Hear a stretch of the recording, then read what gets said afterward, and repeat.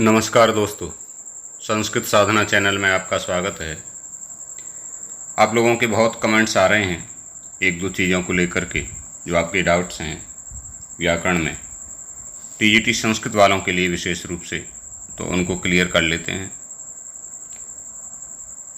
कई लोगों ने कमेंट्स किए कि प्रत्याहार कितने हैं, समास कितने हैं, स्वर कितने हैं, व्यंजन कितने हैं। तो इस विषय को थोड़ा सा देख करके जो भी आपके डाउट्स हैं उनको क्लियर कर लेते हैं। सबसे पहले तो मैं आपको बता दूं कि आपके पाठ्यक्रम में जो पुस्तक है, जो आधार है इन सब बातों का, वो है बाबूराम जी की संस्कृत व्याकरण प्रवेश का। टीजीटी संस्कृत में वही है, उसके आधार पर ही प्रश्न पूछे जाएंगे और उत्तर का चुनाव भी उसके आधार पर ही होगा। तो उसके आधार पर ही आपको उत्तर देना है। सिद्धांत कौमुदी में, लघु सिद्धांत कौमुदी में क्या लिखा है उससे टीजीटी संस्कृत वालों को कम से कम बिल्कुल कोई मतलब नहीं रखना है। आपको जो भी उत्तर देना है वो संस्कृत व्याकरण प्रवेश का बाबूराम सक्सेना जी के द्वारा ही देना है। देखिए, संस्कृत भाषा में जिन अक्षरों का उपयोग होता है, ये संस्कृत व्याकरण प्रवेश का के ही पृष्ठ नंबर 38 का ये पेज है। तो संस्कृत भाषा में जिन अक्षरों का उपयोग होता है वे ये हैं। तो ये हैं, तो इसमें यदि स्वर आपसे पूछता है कि स्वर कितने हैं, तो स्वर कितने हैं? 13 स्वर हैं। अब विभाजन करके देख लेते हैं। देखिए, 5 कैसे हैं? ह्रस्व स्वर हैं, आ, ई, उ, री, ली। इसमें 4 और प्लस किए दीर्घ जो स्वर हैं, आ, ई, उ, री, ये दीर्घ 4 और प्लस किए, तो 5 4 कितने हो गए? 9। और ये मिश्रित स्वर, ये भी दीर्घ में ही आते हैं, ये 4 और प्लस होंगे। मिश्रित में क्यों आते हैं? क्योंकि ए, आई, ये दो अक्षरों को मिलकर के बनते हैं। आ प्लस ई बना करके ए और आई बनते हैं, आ प्लस उ बना कर उ को जोड़ करके ओ और औ बनते हैं। तो ये दीर्घ स्वर में आते हैं। तो इस प्रकार से 5 फिर प्लस 4 और प्लस 4, ये कितने हैं? 13 हैं। तो स्वर टोटल आपसे स्वर पूछते हैं तो 13 हैं। ह्रस्व स्वर कितने हैं? तो 5 हैं, ठीक है। बाकी मिश्रित कितने हैं? तो ये 4 हैं। ये स्वर के विषय में कोई कन्फ्यूजन आपको नहीं रहना चाहिए। ये बाबूराम जी की संस्कृत व्याकरण प्रवेश का की बुक का ही ये पृष्ठ नंबर 38 है, ये आप देख रहे हैं। अब आती है व्यंजनों की बात कि व्यंजन कितने हैं। तो व्यंजन कितने हैं? 33 हैं। कितने व्यंजन हैं? 33। देखिए, 5 5 5 5 5, 25 हो गए। और 25 और 8, 4 ये हैं, 4 ये हैं, 25 8 कितने हुए? 33। तो ये 33 व्यंजन हैं। 33 व्यंजनों में ये 5 वर्ग हैं। क वर्ग में 5 अक्षर हैं, फिर च वर्ग में 5 अक्षर हैं, फिर ट वर्ग में 5 अक्षर हैं, फिर त वर्ग में 5 अक्षर हैं, फिर प वर्ग में 5 अक्षर हैं। ये 25 हैं। और या वराला 4 और सासा साहा 4, 8 ये हैं। तो ये 33 व्यंजन हैं। अब 33 और प्लस 13 कितने हो जाएंगे? 46। तो कुल वर्णमाला में जो वर्ण हैं वो 46 हो जाएंगे। ये आपको ध्यान रखना है। अच्छा, ये उदित कितने हैं? उदित क्या होता है? हैं? तो कु, चू, टू, तू, पू, एते उदितः, ये 5 हैं। कु, चू, टू, तू, पू, 5 उदित हैं। कु का मतलब होता है कवर्ग, चू का मतलब चवर्ग, टू का मतलब टवर्ग, टू का मतलब तवर्ग, पू का मतलब पवर्ग। इनमें 5 5 अक्षर आते हैं, 5 5, है ना, 5 5 अक्षर हैं। ये आप देख पा रहे हैं। पाणिनि जी ने इन्हीं अक्षरों को आगे लिखा है, बाबूराम जी ने। देखिए, पाणिनि जी ने इन्हीं अक्षरों को इस क्रम में बांधा है। इस वर्णमाला को पाणिनि जी ने ये सूत्रों में ये 14 सूत्र हैं। ऐ उण, रील ऋक, ए ओंग, ऐ औच, है वरट, लण, यम गणनम, झ भय, घड़ धस, झब गड़ दस, ख फ छ ठ त चट तव, क प य, स सर हल। ये 14 सूत्र हैं। तो पाणिनि के व्याकरण के ये मुख्य 14 सूत्र हैं। इनको क्या कहते हैं? तो ये 14 सूत्र माहेश्वर सूत्र कहलाते हैं। क्या कहलाते हैं? माहेश्वर सूत्र कहलाते हैं ये 14 सूत्र, क्योंकि पाणिनि को महेश्वर की कृपा से प्राप्त हुए थे, ऐसा संप्रदाय है। माने भगवान शंकर से प्राप्त होने की वजह से, महेश्वरात आगतानि माहेश्वराणि, भगवान शंकर से प्राप्त होने की वजह से इनको 14 सूत्र कहते हैं, इनको माहेश्वर सूत्र कहते हैं, इनको शिव सूत्र कहते हैं। नृत्तावसाने नटराज राजो ननाद ढक्काम नव पंचवारम उद्धर्तु कामः सनकादि सिद्धे नैतद विवर्षम शिव सूत्र जालम। ठीक है, तो ये सूत्र यदि पाणिनि व्याकरण में सूत्र पूछते हैं तो 14 हैं। इनको क्या कहते हैं? तो इनको माहेश्वर सूत्र कहते हैं। ठीक है, इनको आगे देखो, इनको प्रत्याहार सूत्र भी कहते हैं, क्योंकि इनके द्वारा सरलता से और सूक्ष्म रीति से अक्षरों का बोध हो जाता है। ऊपर जो अक्षर हल है वो इत कहलाते हैं। जैसे ण का माने ऐ उण में ण, रील का, एवं का गा, अयुच का चा, ये सब इत संज्ञक हैं। तो इस प्रकार से यदि इत संज्ञक वर्ण पूछते हैं, इत संज्ञक वर्ण पूछते हैं तो कितने हो जाएंगे? 14। रा प्रत्याहार की बात नहीं हो रही है इसमें, है ना।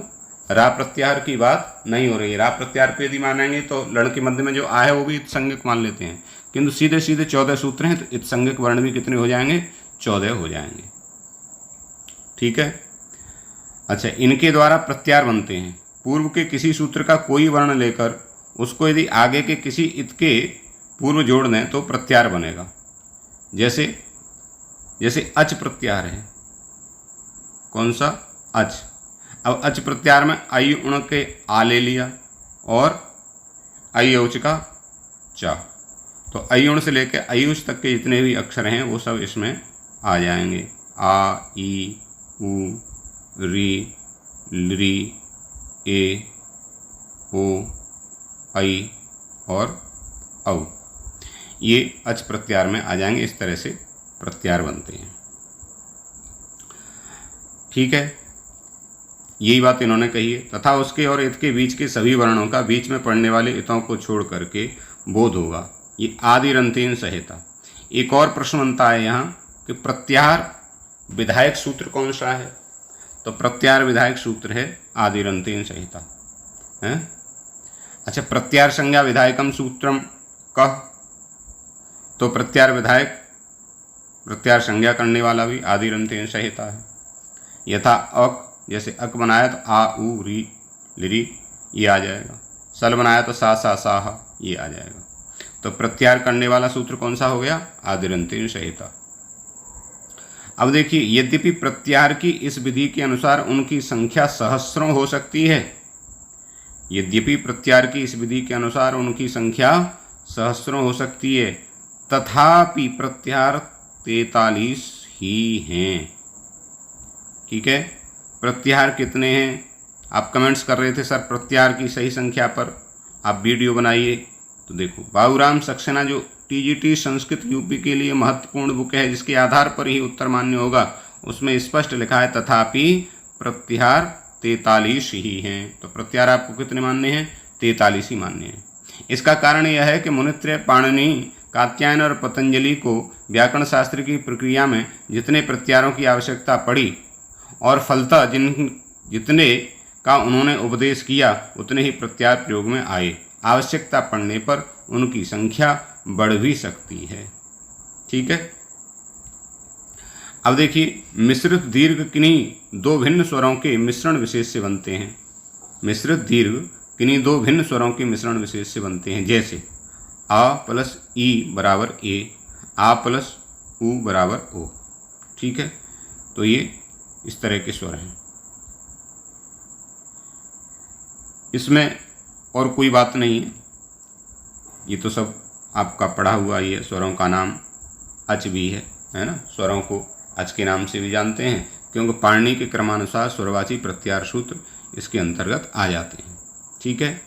अच्छा, जो उदित मैंने आपको बताए, तो उदितों के पंचम वर्ण अर्थात कवर्ग का पंचम अक्षर हुआ ग, का खा गा गा घ, चा छा जा झ य, ट ठा ड ढ ण, त थ द ध न, प फ ब भ म, माने ग य ण न म को भी अनुनासिक कहते हैं।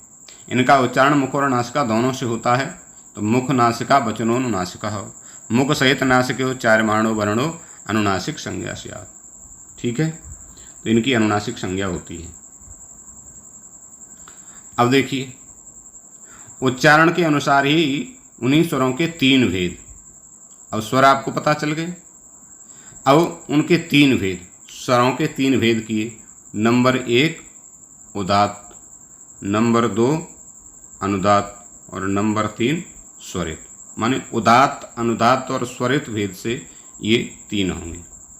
सभी स्वर फिर दो प्रकार के होंगे, माने तीन के फिर दो दो भेद किए।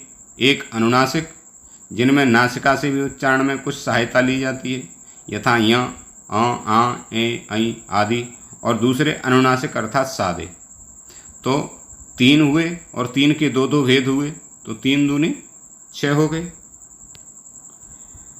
अच्छा, व्यंजनों के भी कई भेद हैं। का से लेकर माँ तक व्यंजन को स्पर्श कहते हैं। तो स्पर्श कितने अक्षर हैं? तो का से लेकर माँ तक ये 25 अक्षर हैं। कितने? 25 अक्षर स्पर्श कहलाते हैं। ठीक है। या र ल वा को क्या कहते हैं? अंतस्थ कहते हैं। और सा सा साह को क्या कहते हैं? ऊष्म। ये भी आपके प्रश्न बनते हैं कि अंतस्थ वर्ण कौन से हैं। आपको 4 जगह दे देंगे, उनमें से पूछेंगे अंतस्थ वर्ण कौन से हैं। तो या वा राला अंतस्थ वर्ण है, सा सा साह ऊष्म वर्ण है। इसमें कोई कन्फ्यूजन वाली बात नहीं है, ये बिल्कुल स्पष्ट है। और ये जो बुक है उसका ही पृष्ठ आप देख रहे हैं। ठीक है। अच्छा, अब विसर्ग को वस्तुतः एक छोटा हाथ समझना चाहिए। यह सादा किसी स्वर के अंत में आता है। यह सा अथवा रा का एक रूपांतर है ना, किंतु उच्चारण की विशेषता के कारण इसका व्यक्तित्व अलग है। जिस स्वर के पश्चात जुड़ा होगा उसी के उच्चारण स्थान से उच्चरित होगा। तो ह की तरह हल्का उच्चारण होता है कह, अह, है ना। का खा के पूर्व किसी, चलो ये अभी आपके लिए उपयोगी नहीं है इस समय।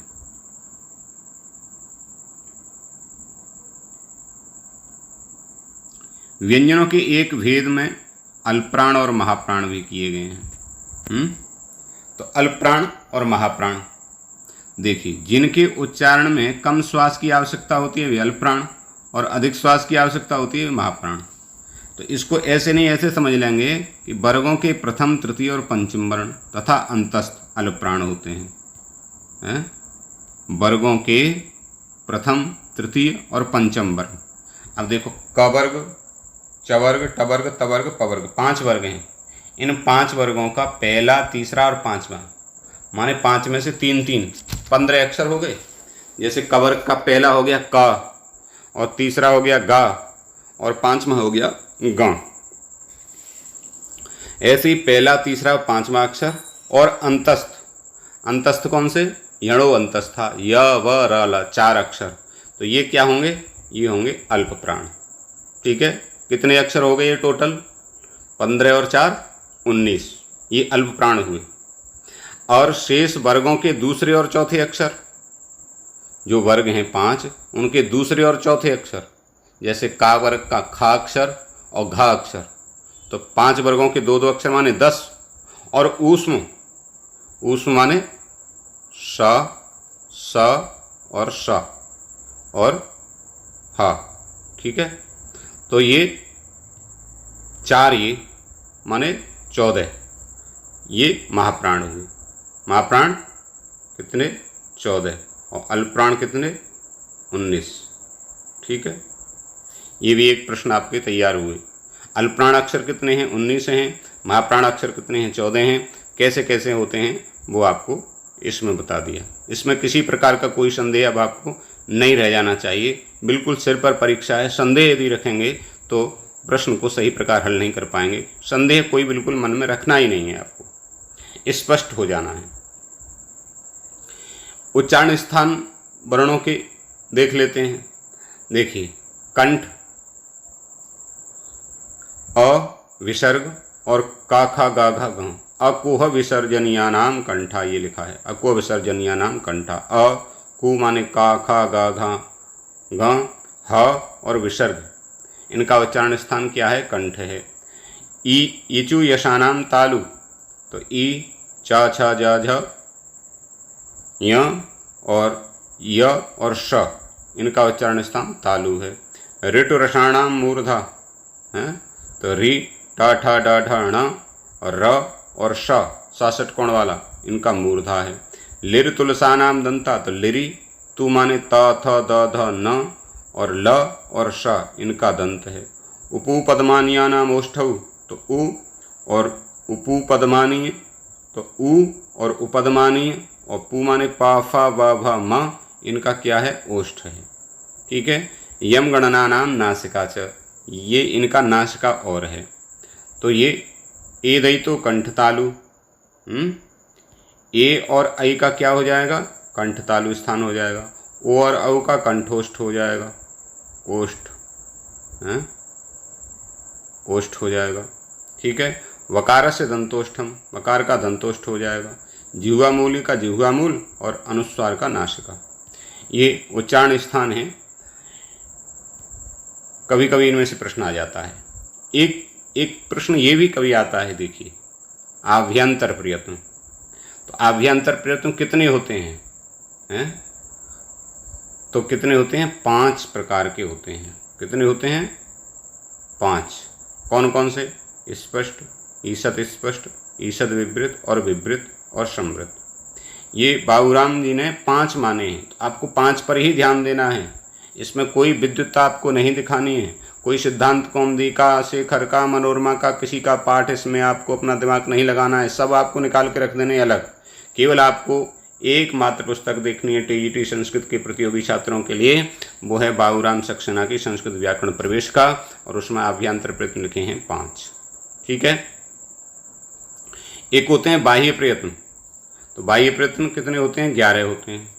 विवार, संवार, श्वास, नाद, घोष, अघोष, अल्पप्राण, महाप्राण, उदात्त, अनुदात्त और स्वर। तो ये 11 होते हैं। इनके नाम आपसे नहीं पूछे जाएंगे, कितने प्रकार के होते हैं, ज़्यादातर इसी तरह का प्रश्न बनता है और वो पूछ लेते हैं। तो ये 11 होते हैं और आभ्यंतर प्रयत्न 5 होते हैं। ठीक है। ये 11 और ये 5, ये आपको ध्यान रखना है विशेष रूप से। किनके आभ्यंतर प्रयत्न कैसे हैं, उसके चक्कर में भी आप न पढ़ें। एक प्रश्न ये बहुत आ रहा था बार बार हमारे पास कि सर व्याकरण के हिसाब से समास कितने प्रकार के हम लगाएं, कोई आता है समास कितने प्रकार के आते हैं। तो देखो, समास के मुख्य 4 भेद हैं। ये बाबूराम सक्सेना की संस्कृत व्याकरण प्रवेश का पृष्ठ नंबर 235 आप देख सकते हैं, यदि आपके पास बुक है तो। ये बुक का ही समास विचार, ठीक है, बुक का ये पृष्ठ है 235 पर क्या लिखा है, तो वो मैं आपको दिखा रहा हूँ। यही आपको आधार मानना है। समास के मुख्य 4 भेद हैं। नंबर 1 अव्ययीभाव, नंबर 2 तत्पुरुष, नंबर 3 द्वंद्व और 4 बहुव्रीहि। ठीक है। समास पंचदा जो लिखा है वो आपको परीक्षा के समय तक भूल जाना है, उसको बिल्कुल ध्यान नहीं रखना है। समास के 4 मुख्य भेद इसमें लिखे हैं, तो 4 ही आपको लगा के आने हैं। टीजीटी संस्कृत वालों के लिए समास कितने प्रकार के हैं? 4। ठीक है। आगे लिखा है इन्होंने कि तत्पुरुष के अंतर्गत 2 प्रसिद्ध समास और हैं, एक कर्मधारय और द्विगु। तो ये तत्पुरुष के ही भेद हैं, तत्पुरुष के ही भेद हैं कर्मधारय और द्विगु। इसीलिए कभी कभी समास के 6 भेद पाए जाते हैं। इन 6 भेदों के नाम इस श्लोक में आते हैं। द्वंद्वौ द्विगुरपि चाहम मदगेहे नित्यमव्ययीभावः तत्पुरुष कर्मधारे येनाहम श्याम बहुव्रीहि। ठीक है। तो आपको 6 पर भी ध्यान नहीं देना है, आपको देखना है समास कितने प्रकार के हैं, तो 4 प्रकार के हैं। ठीक है। और तत्पुरुष के भेद कौन से हैं, तो कर्मधारय और द्विगु, ये तत्पुरुष के भेद हैं। तो ये मुख्य जो आपकी बात थी, स्वर, व्यंजन, उच्चारण स्थान, आभ्यंतर प्रयत्न, बाह्य प्रयत्न और ये समास, जो संदेह आपके चले आ रहे थे, बार बार आपके कमेंट्स आ रहे थे इन विषयों को लेकर के, तो एक छोटा वीडियो इसको लेकर के मैंने आपको बनाया है और इसमें आधार दिया है बाबूराम सक्सेना की संस्कृत व्याकरण प्रवेशिका। पृष्ठ नंबर भी आपको बताए हैं, आप अपनी बुक उठा करके देख लें और इसी को आपको करना है। यदि सही उत्तर आप देना चाहते हैं तो इसको आधार मान करके ही आप उत्तर दें। नमस्कार, धन्यवाद।